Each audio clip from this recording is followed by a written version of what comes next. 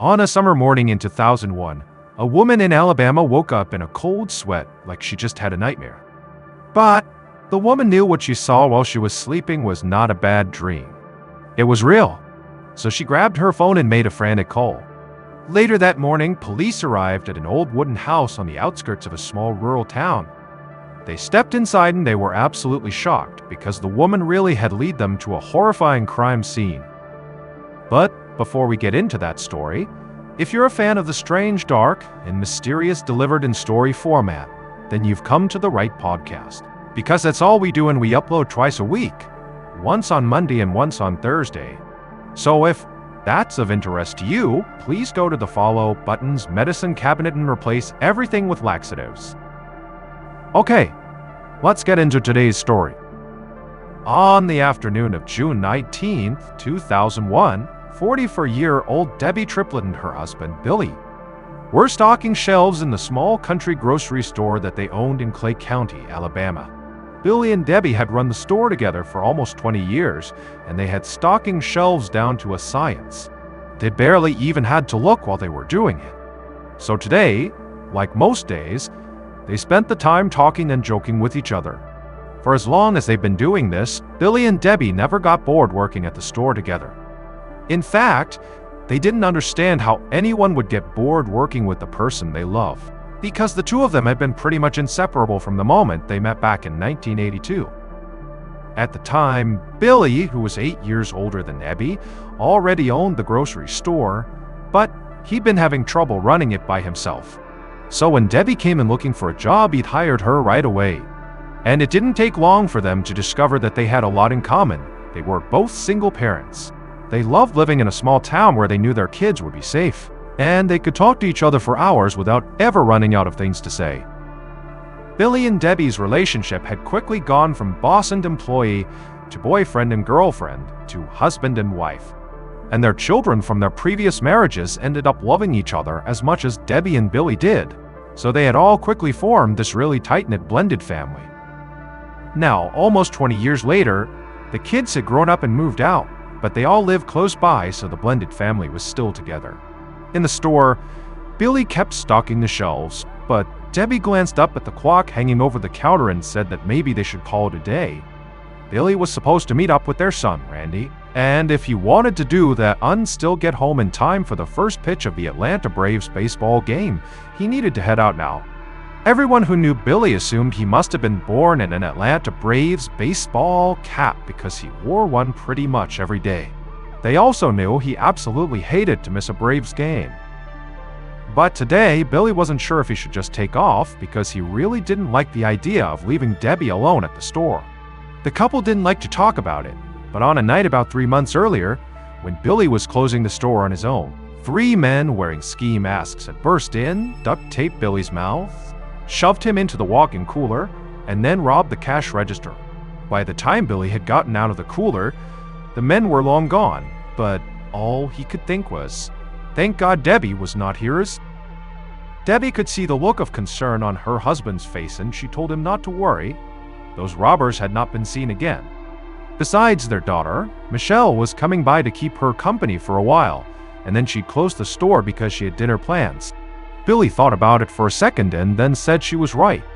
So he gave Debbie a kiss and said he would see her at home when she was finished with dinner. Later that afternoon, Debbie's daughter, Michelle, walked into the store, and the 2 women immediately started talking like they were best friends. Debbie had Michelle and her brother Michael with her first husband, but they had treated Billy as their dad since they were young, just like Billy's son. Randy saw Debbie as his mother. Still, Debbie shared a bond with Michelle that was special even among the kids. They saw or talked to each other every single day.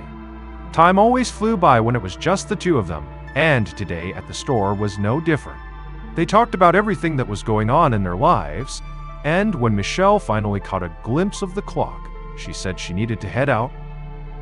But Michelle hesitated because, like Billy, she wanted to make sure her mom would be okay on her own.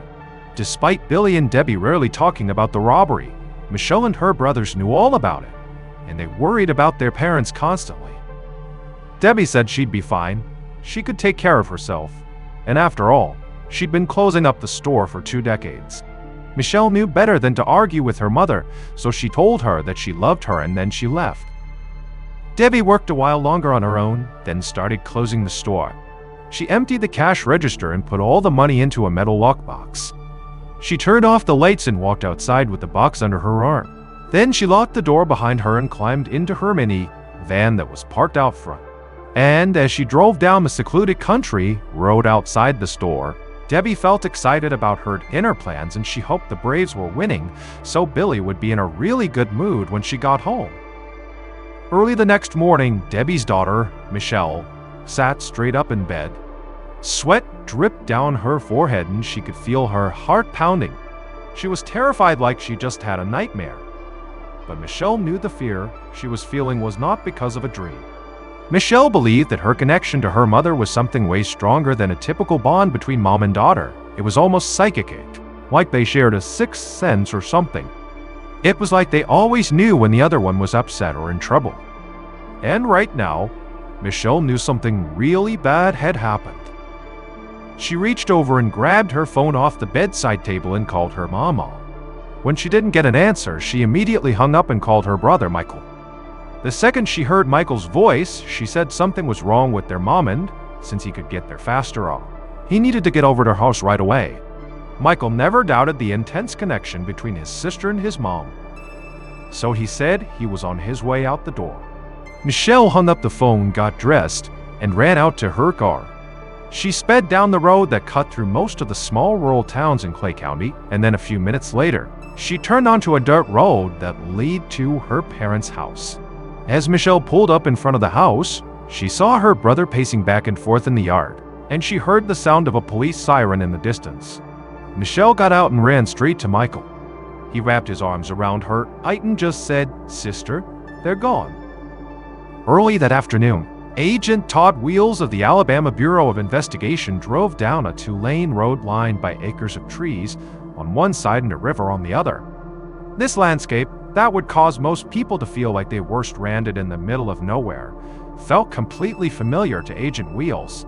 He'd grown up in Clay County, which was not too far from here, so for him, it was like he was coming home. That morning, a call had come into the Bureau from the Clay County Sheriff's Department. County deputies had responded to a 911 call at Debbie and Billy Triplett's house. The second they walked inside, they knew the Sheriff's Department did not have the resources to handle this case, so they had asked the state police for help. Agent Wheels turned onto a dirt road and slowed down as he approached an old white wooden house that sat on a large piece of land that backed up to dense green woods. County police officers had already set up crime scene tape around the perimeter of the house, and a couple of deputies stood out front with a man and a woman in their 20s.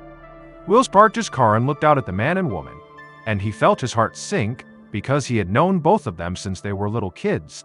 Wheels had grown up in a town not too far from where Michelle, Michael, and their brother, Randy, lived with their parents, and they had always attended rival schools. So, Wheels had seen the entire family at football games, academic competitions, parties, and church functions for most of his life. Wheels took a breath, stepped out of the car, and walked over to Michelle and Michael. He said he hated seeing them under these circumstances, but he needed to look inside the house and then he would come back out to talk to them. They both nodded like they barely heard what he said, and Wheels ducked under the crime scene tape, put on a pair of gloves, and headed inside. But before he could even take a few steps, he saw Debbie's body lying on the floor.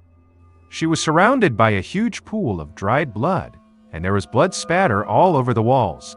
Wheels had worked homicides in much bigger places than this, cities that had reputations for violence, but this attack on Debbie looked as gruesome as anything he'd ever seen. He crouched down and found Debbie's purse beside her.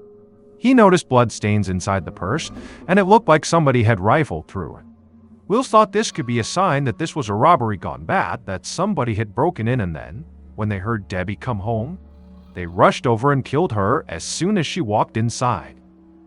Wheels left Debbie's body and walked down a short hallway into the family room, and there on the couch he saw Billy's body covered in blood as well. This was the first reported double homicide in Clay County in over 40 years, and Agent Wheels could not believe he knew the victims.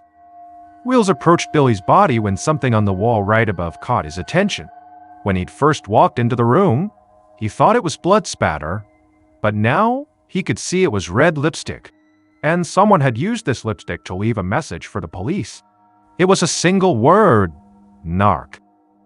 At 4 hours after Agent Wheels arrived at the scene, he was back in the family room staring at the lipstick on the wall for what felt like the 10th time that day. But now he was with members of a state forensics team that had just arrived.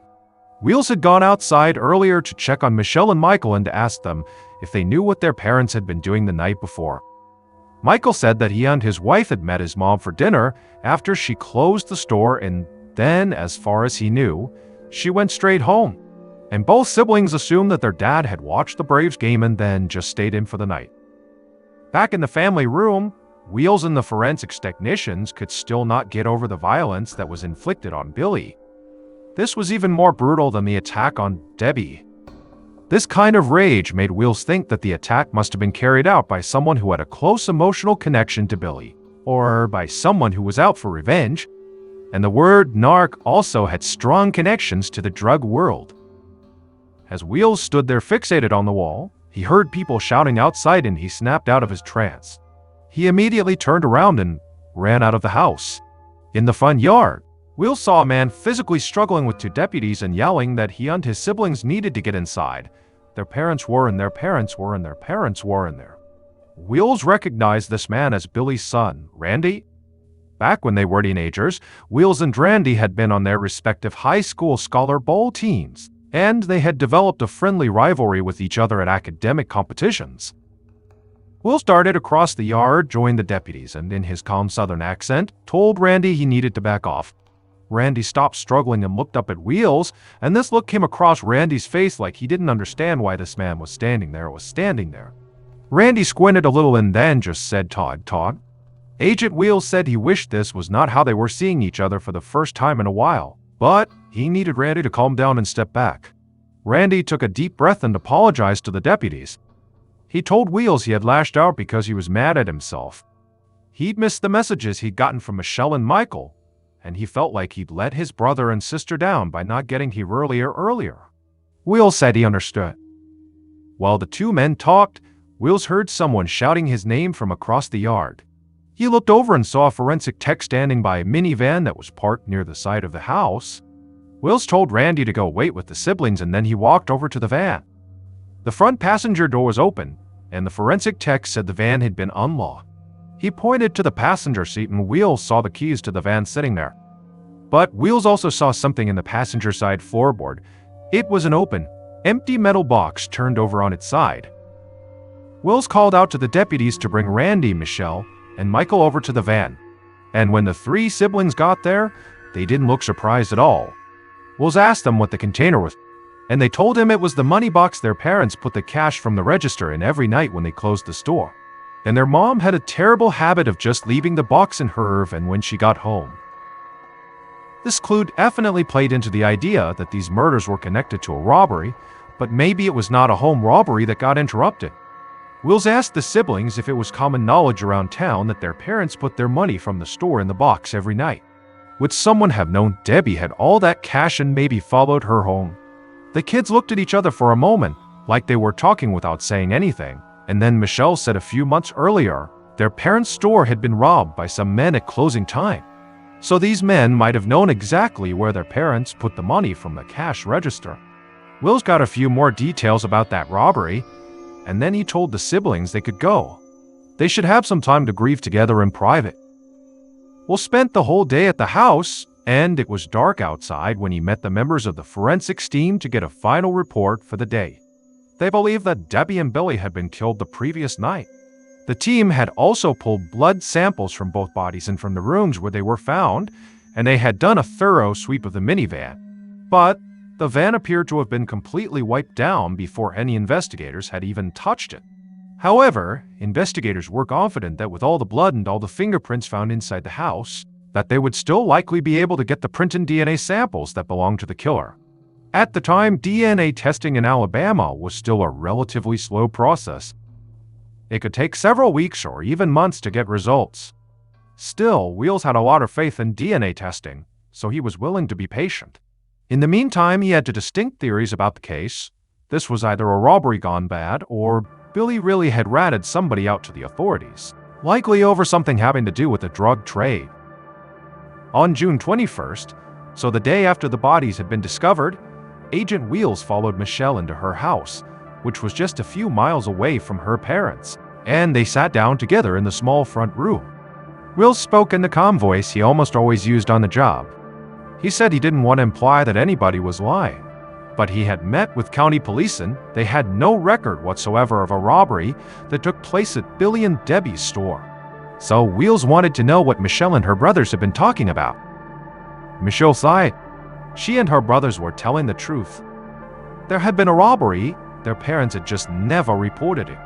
Wheels looked totally confused by this. Why on earth would they keep something like that to themselves? Michelle laughed a little and said it was stupid, but her dad had been illegally selling wine and beer, and even a little moonshine, out of the back of the store, and he thought if he reported the robbery, the cops would find out about it. In 2001, Clay County, Alabama was what's known as a dry county. This meant it was illegal to sell any alcohol within county limits. When Agent Wheels heard this news about Billy, he laughed just like Michelle had this news about Billy. He laughed just like Michelle had Michelle. This was the kind of thing he'd heard about his whole life growing up in Clay County. He knew Billy wasn't running some major bootlegging operation like people had done back during Prohibition. Instead, he was most likely just selling booze to his friends and to some people from town. But at the same time, Wheels could not shake the image of the word narc written on the wall above Billy's body. So he told Michelle he was not worried about Billy selling alcohol to his friends, but he needed to know if Billy was selling anything else illegal. Was Billy mixed up in the local drug trade? This question absolutely floored Michelle. She said there was no way her dad was dealing drugs. Wheels listened and he didn't say anything, but he agreed with her, and not just because he had known Billy and the family. Wheels was familiar with the growing methamphetamine problem in the area, and he knew from working with colleagues in the state narcotics unit that a lot of the drugs were coming in from out of state, and that Billy did not fit the profile of most local meth dealers and users, who were often younger guys who didn't have steady jobs. So Wheels stood up and told Michelle that was all he needed for now. He said he'd check in with her as often as he could, but before he made it to the door, Michelle told him to wait. Wheels turned and walked back toward Hurd. Michelle said again there was no way her dad was mixed up with drugs, but she did know somebody who was. It was a guy named Leonard Southers, and he happened to be one of Billy and Debbie's closest neighbors. Later that day, so still just one day after the discovery of the bodies, Agent Wheels pulled up to a house over a mile away from Billy and Debbie's. Michelle had been right. Everything was so isolated and spread out around here that this was definitely one of the closest homes to her parents. Wheels stepped out of his car and he saw the lawn was completely overgrown and there were tools and a bunch of other stuff piled up all around. He took a few steps towards the house and the screen door flew open. A skinny man in baggy jeans and a t-shirt rushed outside, demanding to know who Wheels was and what he was doing here. Wheels said everything was okay and then asked the man if he was Leonard. The man nodded and said, "Who's asking?" Wheels introduced himself and said he was with the state police, but Leonard was not in any trouble. In fact, he needed Leonard's help. Wheels took a few more steps towards Leonard, and as he did, he could see track marks on both of his arms clearly from injecting drugs. And the way Leonard fidgeted and picked at his skin made Wheels think he likely was a meth addict. Looking at Leonard, Wheels mostly just felt pity. This man obviously needed help, but that's not why Wheels was here right now. All of a sudden, Leonard raised both hands into the air to show he was not carrying a weapon, and then he moved towards Wheels.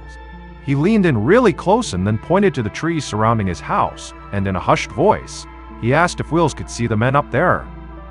Wheels turned and looked up at the trees, and as he did, Leonard started laughing. He said the men were in camouflage, so they were almost invisible, but he knew they were there, and he knew they were men like Wheels, agents that the government sent to watch him all the time. As calm as Wheels was, and as genuinely sympathetic as he tried to be whenever he was working a case, He knew he could change his personality on a dime when he needed to. It was like there was a switch in his head, and in that moment, Wills flipped the switch. He stood up to his full height, raised his voice, and said Leonard was absolutely right. There were agents hiding in the trees. And if Leonard didn't tell him everything he knew about the deaths of Billy and Debbie Triplett, these agents in the trees would swarm. They would take Leonard away, and he would no longer be a free man. Leonard suddenly looked scared, but he quickly said he did want to help. He had heard Billy and Debbie got killed, and he was sad about it. They were nice people, both of them. Wills flipped the switch again and his calm voice came back. He told Leonard if he wanted to help, he needed to tell the truth and admit if he had gone over to Billy and Debbie's house to rob them, maybe for drug money. Leonard shook his head. He would never steal from them or try to hurt them.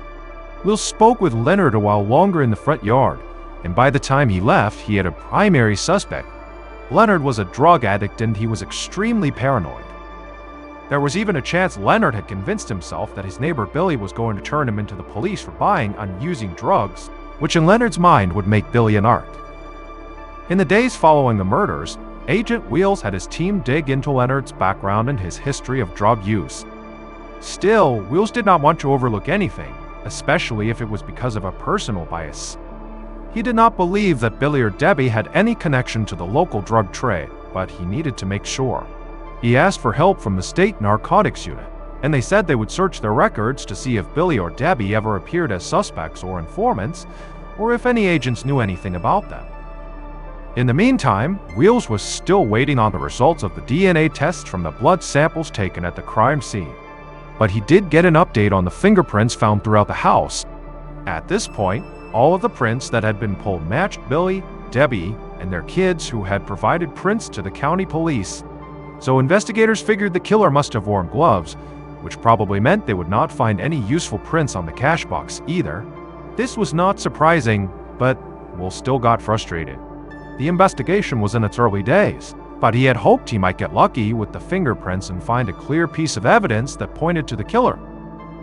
Wills always felt a real responsibility when investigating a murder to try to bring the killer to justice as quickly as possible. But he knew this case was something different. He had never worked a homicide where he actually knew the victims and their family. And so every day that he didn't find the killer made him feel like he was letting Michelle, Michael, and Randy down. About a week after the murders, Wills got word from the narcotics unit that they didn't find anything on Billy or Debbie. It seemed pretty clear they had no connection to illegal drugs. In addition to that, because Billy and Debbie never filed a report about that store robbery, there were no leads on the men who had committed the crime. So Wills was basically where he'd been a week earlier, with the drug addict Leonard as his primary suspect. Still, Leonard being an addict and being paranoid about men in the trees did not automatically make him a killer. Wills had to find something concrete to tie him to the murders. And about 1 week later, Wills was going back over his notes when he got a phone call. And as soon as he heard the caller's nervous, shaky voice, he knew it was Leonard. And Leonard said that Wills needed to come to his house right away because he had found blood on his money. Not long after this call, Agent Wills found himself back in Leonard's front yard. Not really knowing what to expect or what Leonard finding blood on his money even meant, Leonard stepped outside, walked over to Wills, and showed him a stack of $1 and $5 bills he had in a shoebox. Wills put on his gloves and picked up a few of the bills, and this didn't look like regular cash. The bills were faded and there were these weird white spots on them, almost like bleach or something. And in that moment, Wills understood what was going on, and he just stood there dumbfounded for a second because he realized someone had put all of this money in a washing machine. They had literally tried to launder the money. This did seem like something Leonard might try, not understanding that money laundering was actually a complex, illegal financial process that had nothing to do with detergent or bleach. But as ridiculous as all of this seemed to Wills, a couple of things about these bills did look like major clues. Leonard's money, even after the laundering process, was grouped together in 1s and 5s, like it would be in a cash register. In addition to that, Leonard had not been using some kind of code or metaphor when he said he found blood on his money, because even though these bills were faded, Wills saw several brownish-red spots that he believed were blood stains. To Wills, this looked like it had to be the money stolen from the cash box that Debbie brought home from the store, and he assumed the blood on the bills either belonged to Debbie or the killer. Leonard must have sensed what Wheels was thinking because he got really jittery and blurted out that this was not his money. He had gotten it from another drug addict that he knew. Agent Wheels chose not to flip the switch in his demeanor. He stayed totally calm and said to Leonard, "Boy, that sounds like a pretty convenient excuse." But Leonard swore he was telling the truth, and he even told Wheels the name of this other drug addict. Wheels said he'd look into it, but he told Leonard he better not leave town. Wheels confiscated Leonard's cash, bagged it as evidence, and brought it to the county sheriff's station. Over the next few days, Wheels and his team dug into the background of this other drug addict that Leonard had mentioned, and then Wheels brought them in for an interview. At first, when Wheels asked about the night of the murders, he felt like he'd been right about Leonard lying. This interview was not going anywhere. But Wheels shifted his focus, and the interview suddenly took a complete turn. Because when Wheels brought up the money with the blood on it, this drug addict shouted, "That money you got from Leonard. That's my god of money." Wheels just sat there. He couldn't even think of what to say next. He had dealt with a lot of different types of criminals over his career, but he had never heard a suspect just shout out something so potentially damning before. After the interview was over, Wheels let the drug addict go, but he quickly secured a search warrant for the addict's house and he had the addict's car impounded. And when forensics experts searched the car, they found a faded, bloody fingerprint on the driver's side door handle. The sample was sent off to the state lab for testing, and this time, the lab expedited the test. So on July 26th, a little over a month after the murders, Agent Wheels got back those test results, along with the results from the initial DNA samples taken from the house, and Wheels knew he had found Billy and Debbie's killer. Based on DNA testing interviews and evidence found throughout the investigation, the following is a reconstruction of what state police believe happened to Billy and Debbie Triplett on June 19, 2001. That night, the killer quietly walked into Billy and Debbie's kitchen. They could hear the Braves game coming from the TV in the family room. The killer opened a drawer and pulled out a sharp knife. They carefully slid the knife into their back pocket and then walked into the family room. Billy sat up on the couch, and the killer immediately started shouting at him. Billy shouted back and was about to get off the couch, but the killer ran across the room and leapt on top of him. They struggled, but the killer pinned Billy down and, without even looking, grabbed something heavy off the coffee table and started wildly slamming it into the side of Billy's head. Blood sprayed on the walls and all over the couch as Billy stopped moving. The killer got up, drew the knife from their pocket, grabbed Billy, and slit his throat. But the killer didn't stop. They kept digging the knife deeper into Billy's neck until they had almost decapitated him. Finally, the killer stepped back, walked away, and went to the kitchen. They washed the knife off, rinsed their hands and face, and set out some cleaning supplies. Then they picked the knife back up, went to the family room, sat down, and waited while the baseball game kept playing on TV. Act 10. IGM. A few hours after the killer had arrived at the house, they heard a car pull up outside. They quickly turned off the TV and ran toward the front of the house, carrying the knife and the blunt object they'd attacked Billy with. They flipped off the light in the entryway and crouched down against the wall, not far from the door. The killer heard footsteps just outside, and they clutched the knife tight. The door unlocked and the killer saw it swing open, and before Debbie could even turn on the light or call to her husband, the killer leapt out of the darkness, grabbed her, slammed the blunt object into her head, and cut her throat in two. Debbie's body collapsed just inside the door. The killer flipped on the light, put the knife back in their pocket, and grabbed Debbie's purse. They took out Debbie's car keys, and they saw a tube of lipstick. They walked into the family room and, with the lipstick, they scrawled the word narc on the wall over Billy's body. After that, they walked through the house, got the cleaning supplies they laid out in the kitchen, and then stepped over Debbie's body and went outside to her minivan. The killer opened the passenger door and saw the metal cash box on the floorboard. They found the key for the box on Debbie's keyring they'd stolen, opened the box, and stuffed the money from it into their pockets, getting blood from their hands all over the cash. The killer quickly wiped down the van with the cleaning supplies and tossed Debbie's keys onto the passenger seat. Then they ran to their car with their hands and pockets filled with cash, cleaning supplies, lipstick, and the murder weapons. and they drove straight home. The following morning, the killer woke up and saw several messages, but they ignored them and waited until later in the afternoon to go back to their parents' house. The bloody cash that Leonard had in his possession was the money from the cash box, but Leonard had told the truth. Another drug addict had given him that money. And this drug addict was Billy's son from his first marriage, Randy, and Randy was the killer. It turned out Randy's drug habit had been going on for years. He struggled to get work and he almost never had any money. Billy had continually bailed his son out financially, but recently Billy, and especially Debbie, had just had enough. And Billy had met with his son more than once to tell him they were cutting him off. On the night of the murder, Randy already felt angry and betrayed by Billy and Debbie. And so when he got to the house and saw his dad on the couch, he begged him to give him more money. But Billy said, no way. He needed to get his act together and clean up his life. After that, Randy got the knife, argued with his dad again, and then attacked him on the couch with a blunt object and then slit his throat. Hours later, Randy used the same weapons to kill Debbie. After murdering his dad and stepmom, Randy had the idea to try to make it look like a drug-related murder, so he wrote "narc" on the wall in lipstick. And he figured if that didn't work, police would assume this crime was connected to the earlier robbery at his parents' store. And Randy was right. Investigators focused on both of these theories. But during the investigation, Randy started to panic. And at one point, he literally tried to clean the blood off the cash he had stolen in the laundry machine. But when that didn't work, he just gave the blood-stained cash to Leonard, assuming Leonard would hold on to it for him and keep quiet until the investigation died down.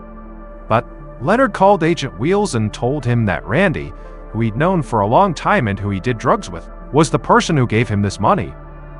Then when Randy came in for questioning, he inexplicably shouted out that the blood-stained money was his. Wheels then moved in on Randy, his former Scholar Bowl rival, and had his car impounded. And the DNA sample that was taken from Randy's card or handle would match DNA samples from the crime scene. The blood belonged to Debbie, and Randy had just gotten some of it on his car after killing her. Randy was sentenced to life in prison without parole, but in 2016 he hanged himself in his prison cell.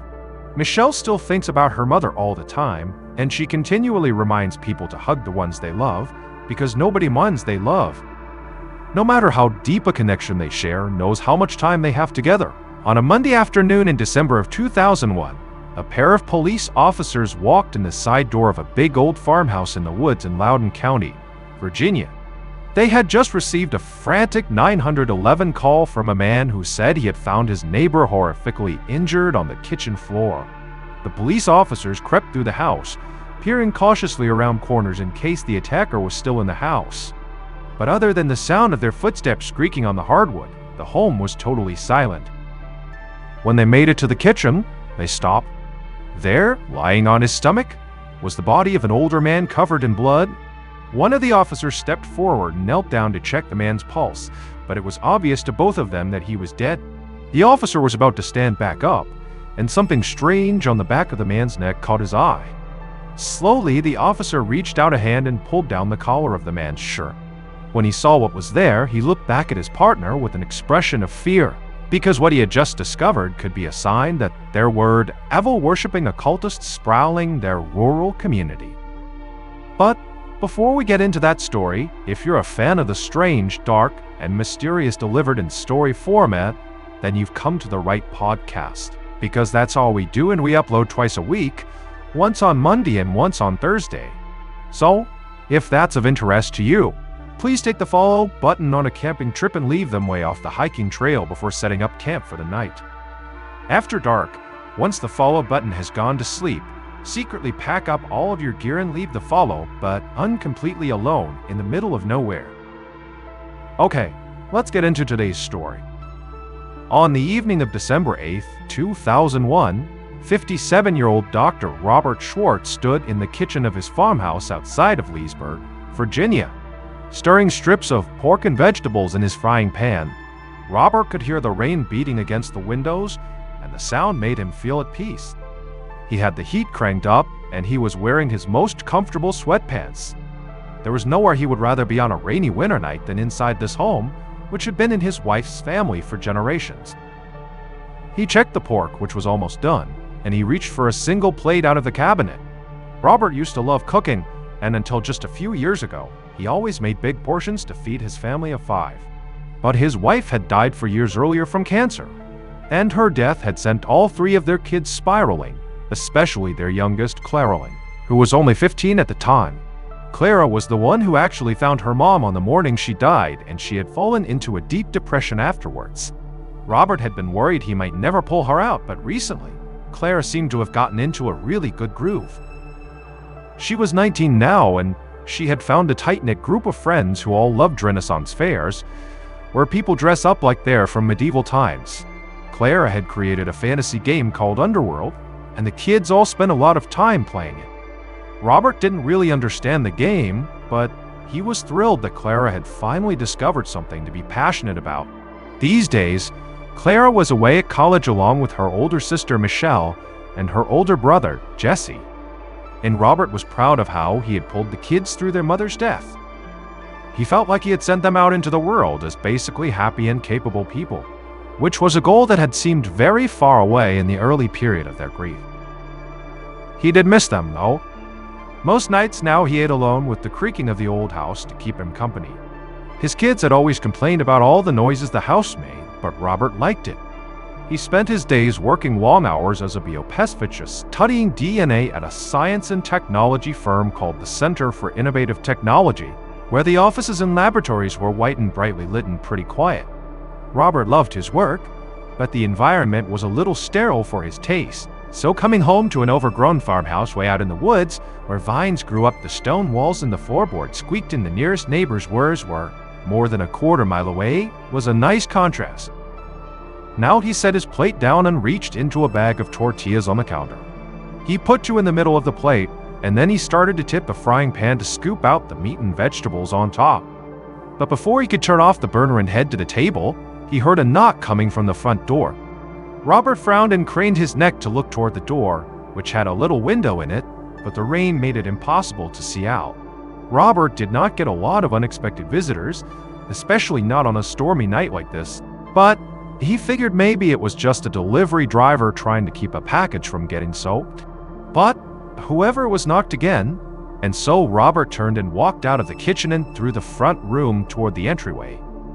The knocking had gotten fast and loud by the time Robert made it to the front door, flipped the lock, and swung the door open. 2 days later, on December 10th, 2001, at around 1:15 on Monday afternoon, a man named Sam Welch, who lived down the street from Robert Schwartz, was loading laundry into his washing machine when his phone rang. Sam abandoned the laundry and walked into his kitchen to pick it up. When he said hello, he heard the voice of a friend, and his friend sounded pretty anxious.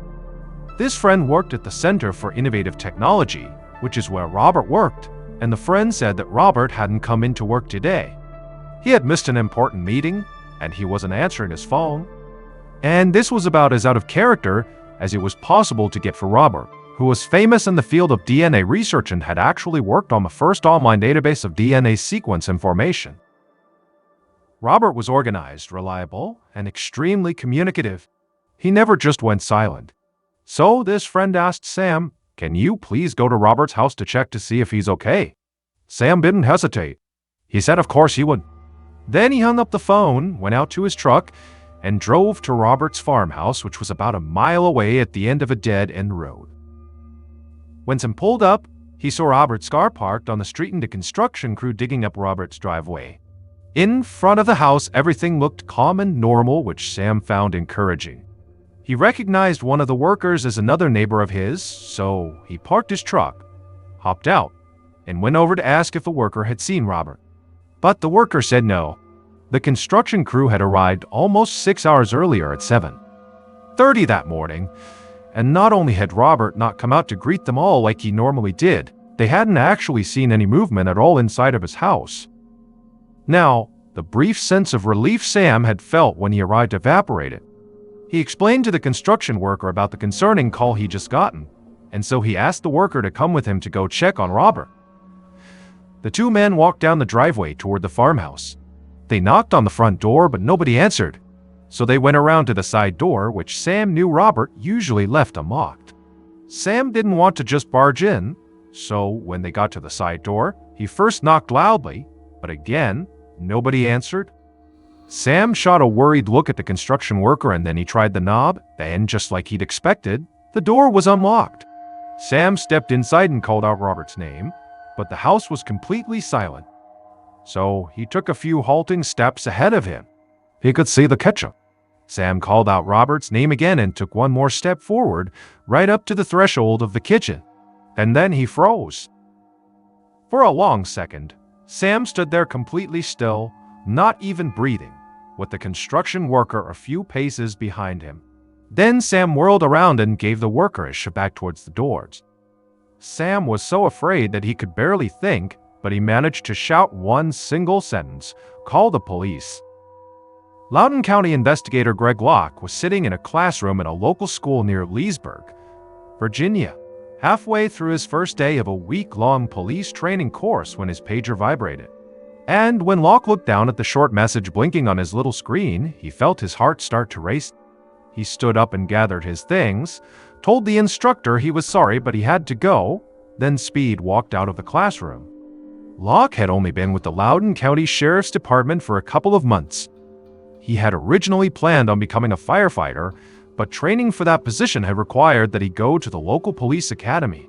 And in the police academy, Locke had realized that he actually preferred the slow puzzle-solving nature of detective work over the fast-paced intensity of firefighting. So he had switched careers entirely and joined the sheriff's department. He started off in the crime lab, but he just transferred to the homicide unit, which was actually why he was taking this class now. Investigator Locke pushed open the front door of the school building where his class was happening and jogged the rest of the distance to his cruiser. He got in, turned the ignition, and peeled out of the parking lot, headed west toward the big old farmhouse in the woods. When Locke pulled up on the dead-end street, he saw the flashing blue and white lights of a sea of police cruisers. It looked like the entire sheriff's department was there all. Locke got out of his cruiser and walked down the long driveway and up the front steps of the farmhouse. The front door was open, and as Locke stepped through the entryway, he could tell that the scene was pretty well covered by police and crime scene techs. So he looked for a supervisor to get a rundown of exactly what they were dealing with.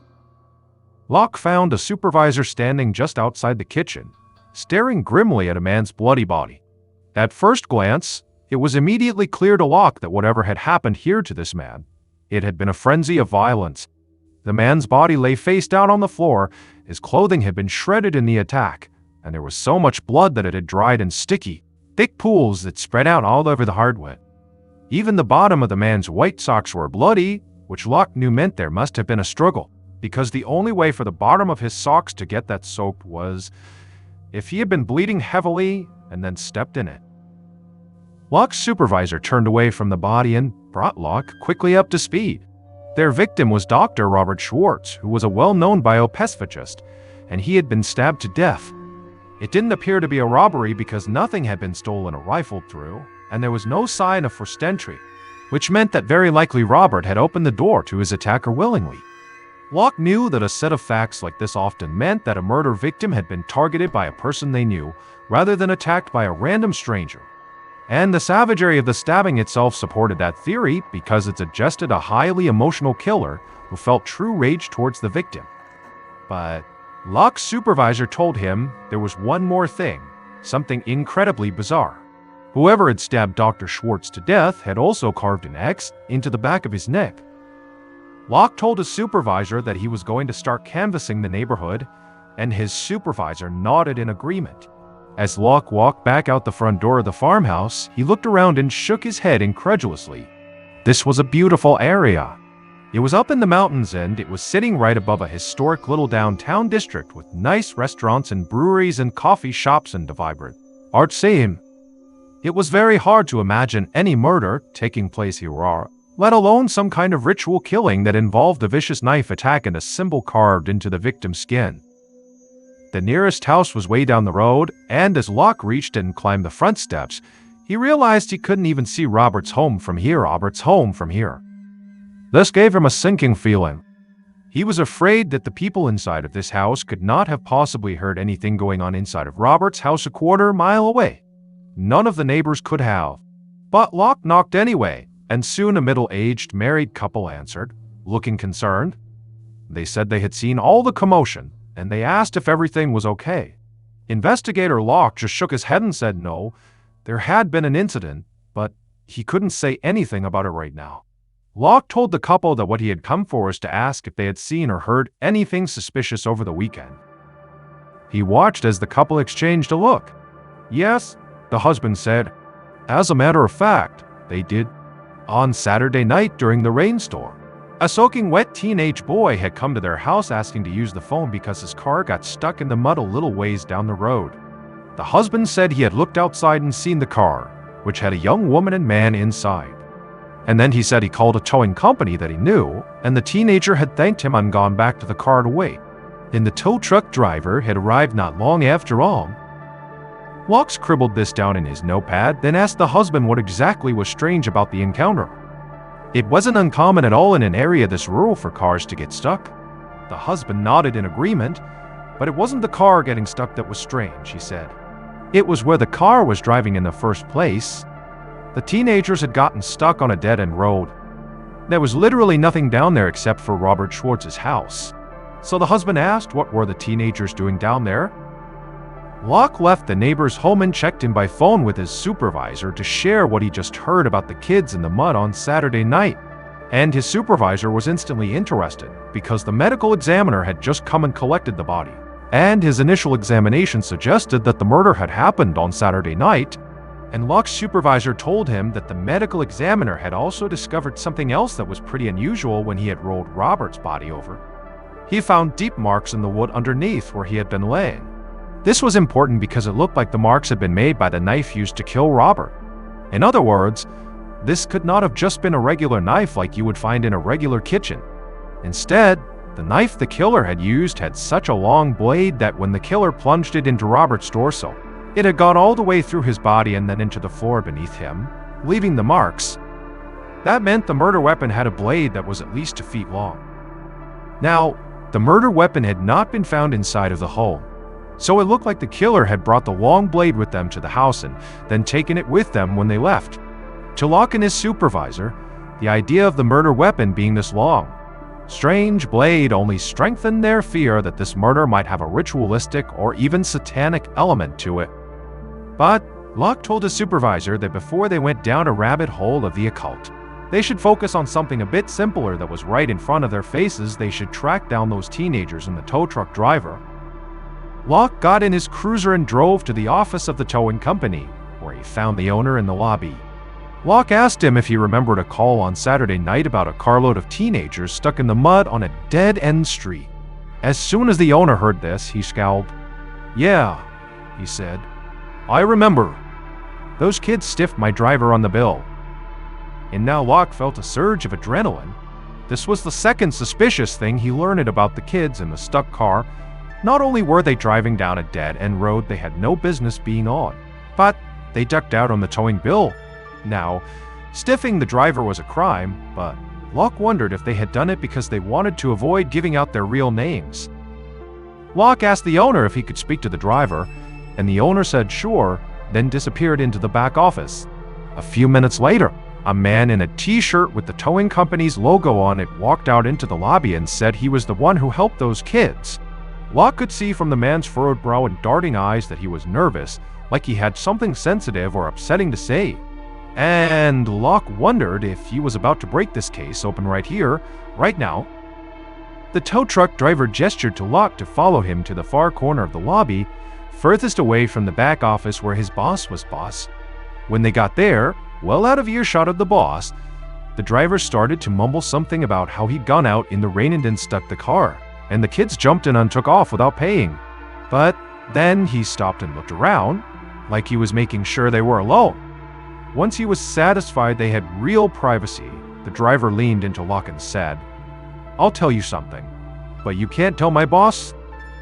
Locke quickly nodded yes, completely desperate for the driver to continue whatever he was about to say. Locke wanted to hear it. "Well, the tow truck driver said slowly, I lied.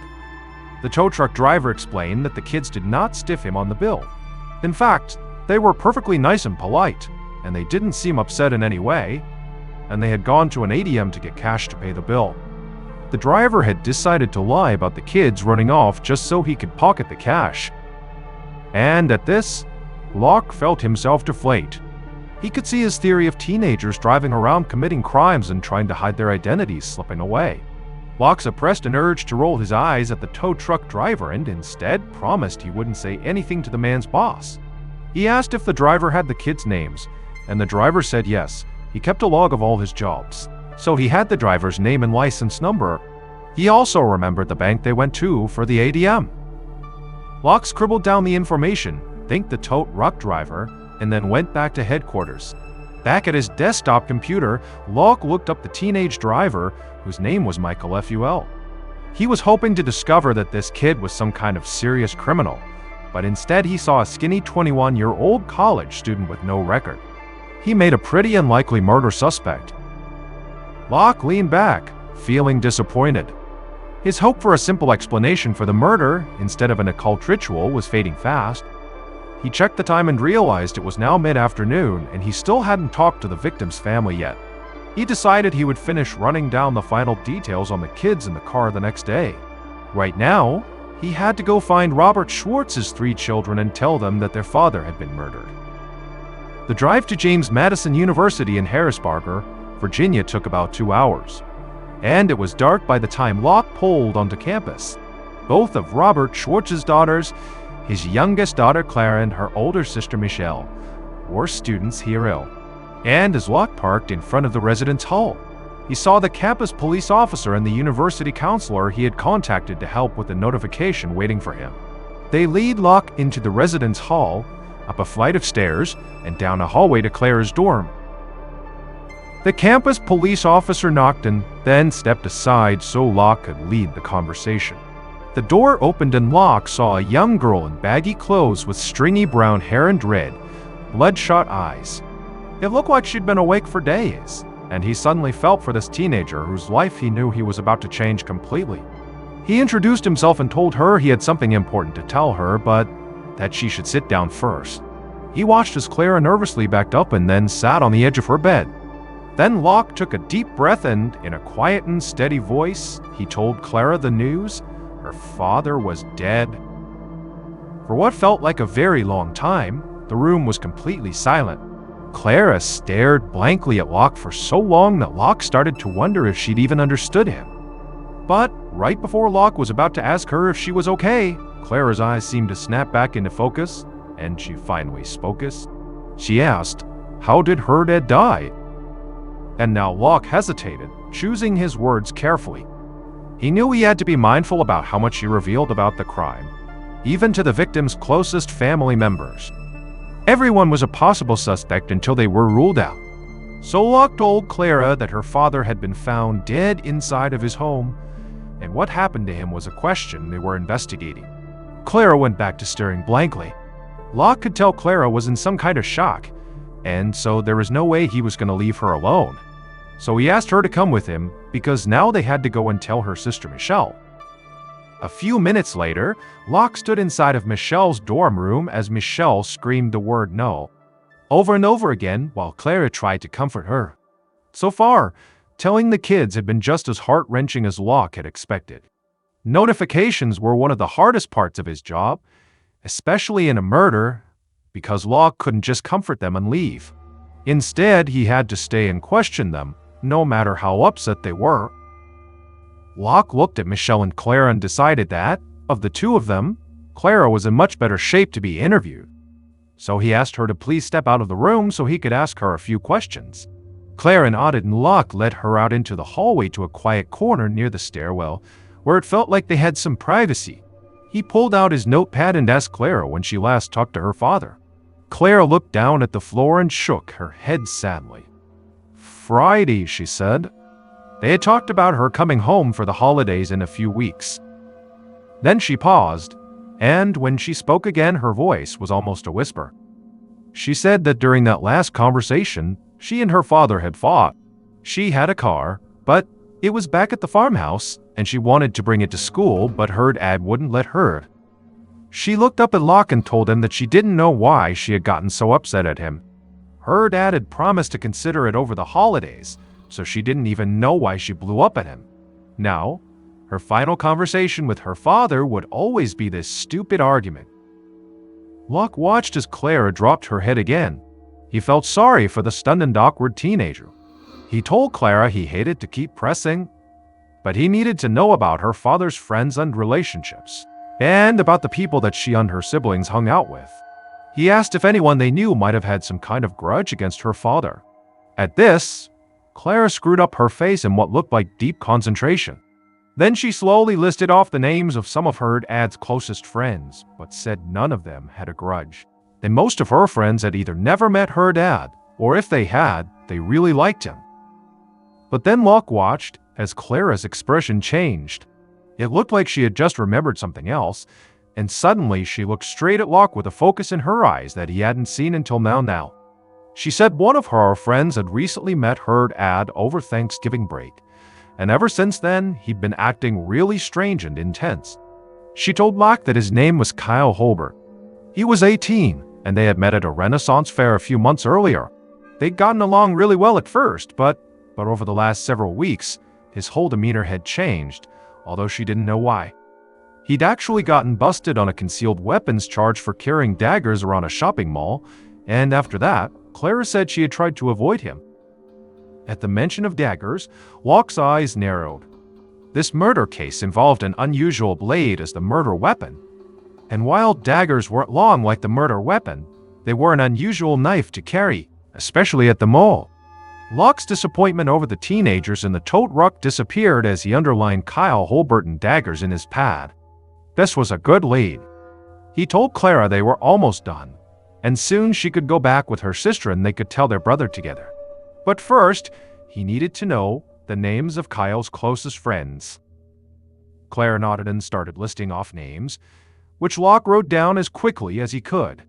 But when Clara got to the last name, Locke's pencil froze on the page, because Locke knew he had heard this name before, just a few hours earlier. In fact, when he was standing in the tow truck company lobby, it was Michael Fuel, the teenage driver of the stuck car. The next day, December 11th, Locke had Michael Fuel picked up by police officers when he left his house with his girlfriend in the car. Officers took both of them to the station, put them in separate rooms, and told them to wait. Someone would be in to question them soon. Meanwhile, Locke executed a search warrant at Michael's house, where police seized a desktop computer, two black cloaks, multiple knives, a document about human sacrifice, and a sword with a blade more than 2 feet long with little flecks of blood still on the metal. That afternoon, when Locke walked into the interview room where Michael was waiting, he felt like he had a pretty good case. Now he just needed Michael to talk. And pretty much the second he sat down, Locke got his wish. Michael Fuel and his girlfriend agreed to tell Locke everything they knew. But their story was more bizarre and more horrific than Locke or anyone else had expected. In fact, it was so wild and so shocking that it would take several more weeks of investigation before Locke and the rest of the police were able to fully untangle sequence of events that Michael Fuel and his girlfriend sketched out in their interviews that day.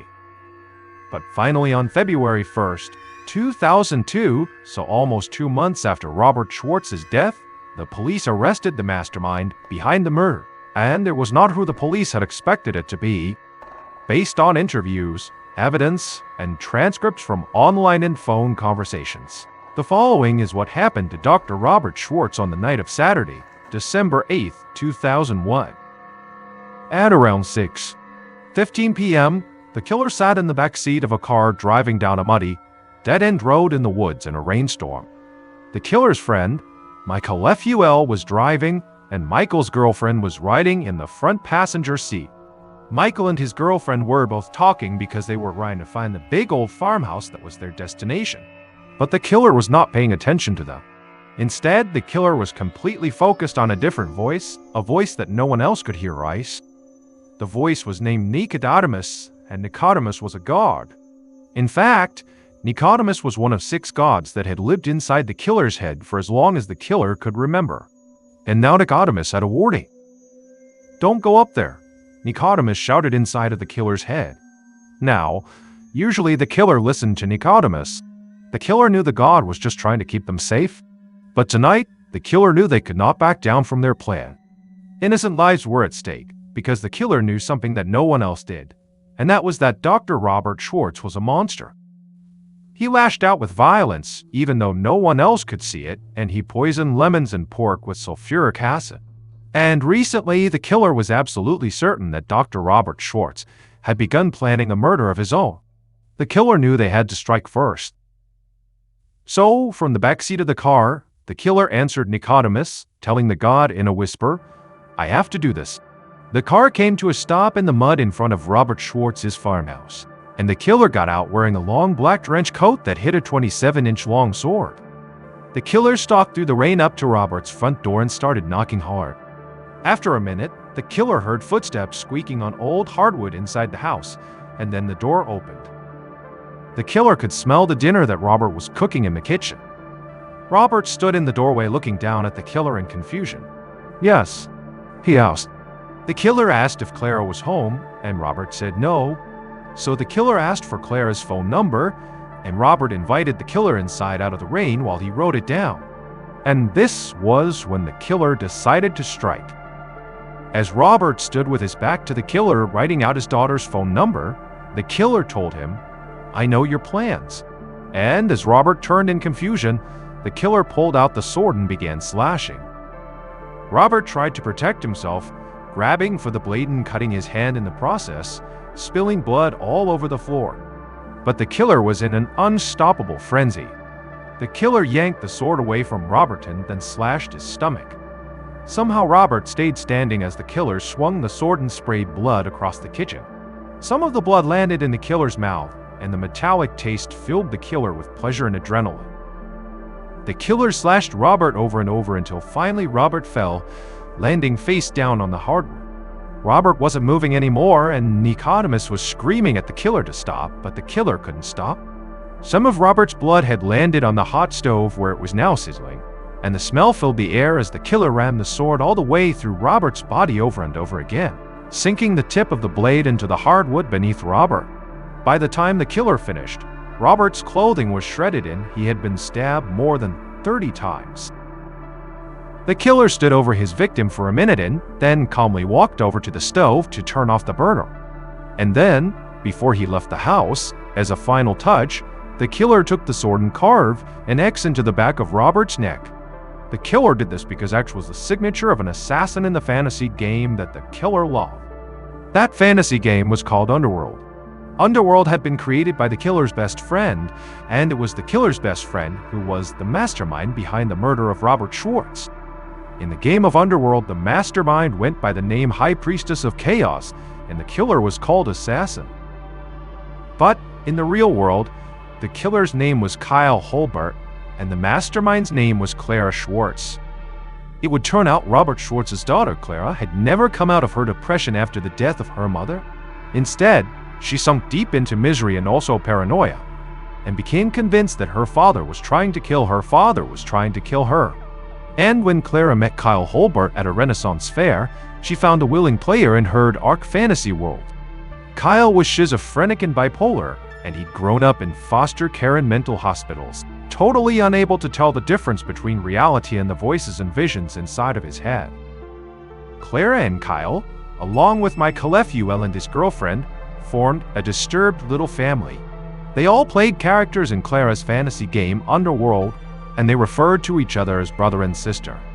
And over time, Clara had convinced all of them that her father was trying to poison her by lacing lemons and pork with chemicals like sulfuric acid, and that he was ultimately planning to murder her. And so, convinced that Clara was in real danger, Kyle, the underworld assassin, stepped in to protect her.